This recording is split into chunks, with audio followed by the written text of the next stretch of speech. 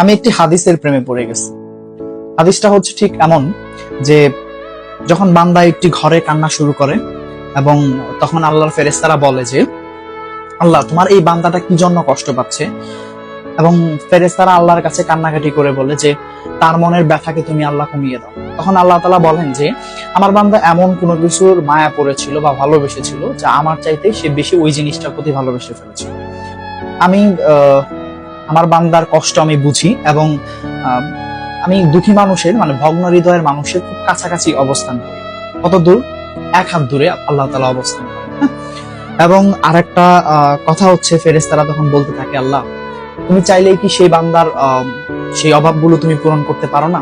তখন আল্লাহ তাআলা বলেন যে আমি ওয়াদা করতেছি আমার বান্দা যে জিনিসটা তার জীবন থেকে হারিয়েছে তার চাইতে অধিক উত্তম জিনিস আমি তাকে দিব, যা দেখে পৃথিবীর মানুষ বিস্মিত হবে।